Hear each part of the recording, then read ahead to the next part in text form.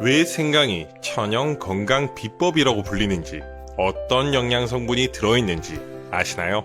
이런 생강 모르고 드시면 그 효능의 1%도 못 누리게 됩니다.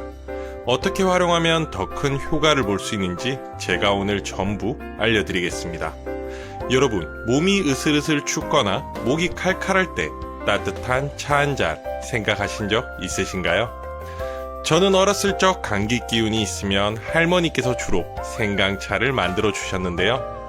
어렸을 적엔 맵고 맛이 없다고 느껴졌던 생강차를 생강의 효능을 알게 된 이후부터는 스스로 찾아 마시곤 합니다. 생강, 아주 오래전부터 사랑받아온 약용 식재료라는 것 알고 계셨나요? 고대부터 현대 이르기까지 생강은 건강과 치유의 상징으로 불리며 수많은 문화에서 사랑받아온 식재료인데요.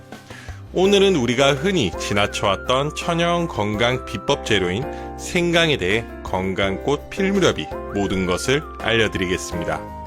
생강에 대해서 열심히 노력해서 제작했습니다. 구독과 좋아요로 응원해주시면 더 힘을 내보겠습니다.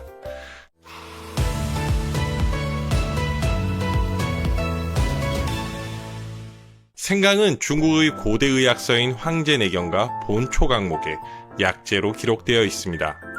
이 의학서들은 생강이 소화 기능을 개선하고 감기와 같은 질환을 치료하는 데 사용되었다고 명시되어 있는데요.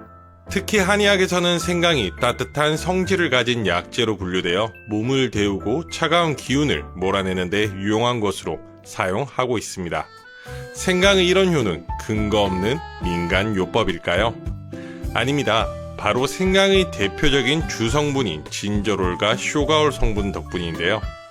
진저롤과 쇼가올은 생강의 주요 활성 성분으로 생강의 건강 효능을 책임지는 핵심 성분들입니다. 어렸을 적 할머니가 만들어주시던 생강차가 매웠다는 기억이 있다고 말씀드렸죠. 생강이 맵다고 느껴지는 것, 바로 생강의 진저롤 성분 때문입니다. 생강의 가장 대표적인 생리활성 물질이죠. 진저롤은 체내 염증 물질의 생성을 억제해 항염작용을 하여 특히 관절염이나 근육통 같은 염증성 질환을 완화하는 데 탁월한 효능이 있습니다. 또한 강력한 항산화제로 세포를 손상시키는 활성산소를 제거하여 노화를 방지하고 면역 체계를 강화합니다. 속이 더부룩하거나 소화가 되지 않을 때 생강차를 드시는 분들도 계시죠? 진저롤은 위장의 움직임을 활성화하고 소화효소 분비를 촉진하여 소화불량과 메스꺼움을 줄이는 데 효과적입니다. 특히 멀미나 임신 중 입덧 완화에 유용해 임신 초기에 생강차를 찾으시는 분들이 많습니다. 마지막으로 혈액순환을 개선하여 몸 전체의 산소와 영양소 공급을 원활하게 해줍니다. 특히 손발이 차가운 분들이 몸을 따뜻하게 하고 혈액순환을 원활하게 만들어줍니다. 또한 생강은 혈소판 응집을 억제하여 심혈관 질환 예방에도 도움을 줄 수 있습니다. 이런 진저롤은 신선한 생강일수록 높은 농도를 가지고 있기 때문에 좋은 생강을 고르는 것이 가장 중요합니다. 그렇다면 좋은 생강을 고르는 방법에 대해서 알려드려야겠죠? 생강의 겉모습은 표면이 매끄럽고 단단해야 하고 주름이 적으며 촉촉한 느낌이 드는 것이 좋습니다. 색깔은 밝고 황금빛이 도는 색깔이 가장 좋습니다. 색이 칙칙하거나 회색빛이 난다면 신선도가 떨어질 가능성이 있습니다. 지나치게 말라있거나 주름이 많은 생강은 오래된 것이므로 피해주세요. 이렇게 구매하신 생강은 상온보다는 냉장 보관이 좋습니다. 키친타올로 감싼 뒤 밀폐 용기에 넣어 냉장 보관해주세요. 다음으로 생강의 대표적인 두 번째 성분 쇼가올입니다. 쇼가올 들어보셨나요? 쇼가올은 진저롤이 가열되거나 말리는 과정에서 변형된 화합물로 생강이 가공되었을 때 생성되는 성분입니다. 진저롤보다 더 강력한 생리활성 효과를 발휘하는데요.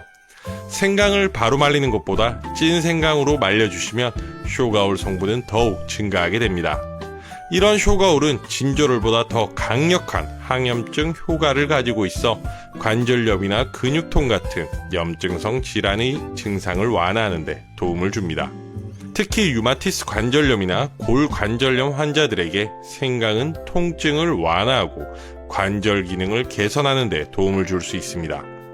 두 번째로 쇼가올은 암세포의 성장을 억제하고 암 예방에 도움을 줄 수 있다는 연구 결과가 있습니다. 특히 대장암과 유방암 예방에 효과적이라고 알려져 있는데요. 생강의 항산화 성분은 체내 유해산소를 제거하여 세포 손상을 줄이고 암 발생 위험을 낮춰줍니다. 세 번째로 신경염증을 줄이고 신경세포를 보호하는 데 도움이 됩니다. 알츠하이머와 같은 신경퇴행성 질환의 예방과 관리에 효과적으로 도움을 줄 수 있습니다. 마지막으로 쇼가올은 강력한 진통 효과가 있습니다. 연구에 따르면 생강은 진통제를 대체할 수 있을 정도로 강력한 항염 및 진통 효과를 가지고 있어 두통, 생리통, 근육통 등의 통증을 줄이는 데 효과적입니다. 특히 생리통으로 고생하는 여성분들에게는 생강차를 천연 진통제로 추천합니다. 이외에 생강 속에는 비타민 C와 B군, 미네랄이 풍부합니다. 이 작은 뿌리 속에 이렇게 많은 영양이 들어있다니 놀랍지 않으신가요? 자, 그럼 생강의 이런 영양소들을 효과적으로 섭취할 수 있는 방법을 알려드려야겠죠? 생강하면 떠오르는 가장 대표적인 것이죠. 생강차인데요. 생강 꿀절임을 만들어 두시면 생강차를 보다 맛있고 간편하게 드실 수 있습니다. 먼저 신선한 생강 200g, 꿀 300g, 레몬을 준비해 주세요. 먼저 생강을 깨끗하게 씻고 얇게 슬라이스합니다. 껍질째 사용할 경우 베이킹소다로 문질러 세척하거나 껍질을 벗깁니다. 둘째, 깨끗한 유리병을 준비합니다. 열탕 소독을 하면 더욱 위생적으로 보관할 수 있습니다. 셋째, 병에 생강 슬라이스를 차곡차곡 쌓은 뒤 꿀을 부어 생강이 완전히 잠기도록 합니다. 넷째, 레몬 슬라이스를 추가하여 생강의 항염 효과와 시너지를 낼 수 있도록 해주세요. 다섯째, 뚜껑을 닫고 냉장고에서 하루 이상 숙성시킵니다. 시간이 지날수록 생강의 맛과 향이 꿀에 스며들어 맛이 깊어집니다. 이렇게 만들어진 생강 꿀절임은 하루 하나에서 2조각씩 꺼내어 그대로 드시거나 뜨거운 물에 넣어 차로 마시면 감기 예방과 면역력 강화의 효과를 보실 수 있습니다. 여기서 꿀팁 하나 더. 만약 만성염증, 만성통증 혹은 속이 냉한 분들은 찐 생강으로 말린 생강을 우려내어 드시는 것이 더 좋습니다. 혹 당뇨가 있으신 분들은 꿀을 빼고 만들어 주시면 됩니다. 냉장 보관하여 2주에서 3주 안에 드셔주세요. 두 번째, 쇼가올은 말린 생강에서 풍부하다고 말씀드렸죠. 말린 생강으로 만들 수 있는 요리 레시피 알려드리겠습니다. 말린 생강 라떼입니다. 우유 200ml, 말린 생강가루 2분의 1 작은 술, 꿀 1큰술, 계피가루를 준비해주세요. 냄비에 약한 불로 우유를 데우면서 말린 생강가루를 넣어주세요. 살짝 데워진 후 꿀을 추가하거나 기호에 따라 계피가루를 뿌려주시면 됩니다. 정말 간단하지만 생강차와는 색다른 생강 음료를 즐길 수 있습니다. 생강 요리 레시피에 대해 알려드리면 생강 껍질은 제거해야 하나요? 라고 물어보시는 분들이 계십니다. 생강을 깨끗하게 씻어 껍질째 사용하시는 분들도 계시는데요. 생강 껍질은 제거하고 드시는 걸 추천합니다.